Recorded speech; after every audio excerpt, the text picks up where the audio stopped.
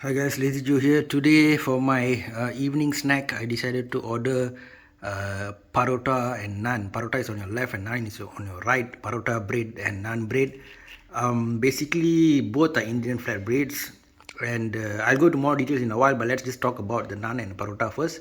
Naan is basically made of white wheat flour, right? More refined, whereas the parotta on the left side here is made of whole wheat flour, right? Naan is on the right, okay?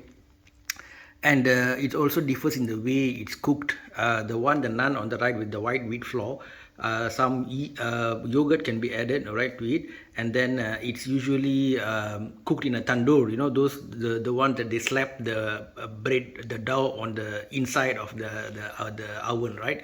So that's the way naan is made. Whereas parota is just made on a normal tawa or an Indian what do you call it? You can say it's an Indian frying pan. It's called a tawa, right? It's just a shallow metal object where you heat it up and then put the parota bread on top of it. Okay, so there's a general difference between the two, and both are delicious, and you can sort of eat them with various side dishes. Now, in this case, I've bought what is called a variant, which is keema version. Keema is generally denotes minced meat. Okay, so the naan on the right is basically a chicken keema naan. All right, so that means minced chicken with spices are sort of put in the dough and then cooked.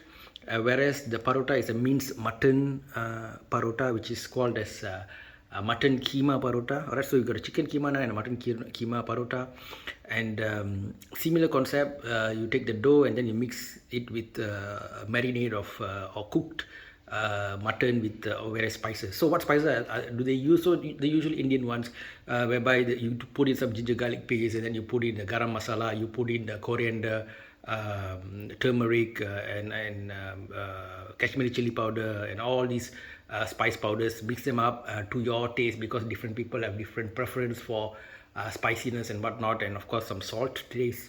And once your marinade is ready, you've cooked it some amount, and then you can put that in the dough and then sort of cook the bread. Okay, of course. Compared to buying a plain naan or a plain what do you call it, parota, where you can just have it with some side dish. This is it's the same case with this keema, but this one, since already has some meat and whatnot inside, you don't need much of a very heavy side dish. Just a simple dal kind of a gravy would do. Okay, to dip it in is sufficient. If you go for a plain naan or plain chapati, then you might want your butter chicken, gravy butter chicken, or your chicken tikka masala and all those things.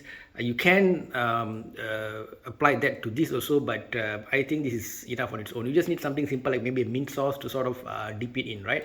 And it'll do great. Of course, having some tandoori chicken with it is gonna really make the meal a fulfilling one.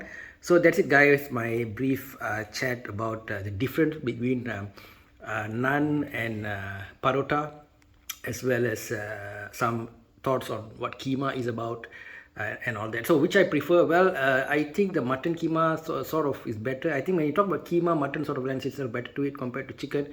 Tell me, what are your thoughts? Which one you prefer, and what is your experience with these dishes, and whether you've come across any unique ones.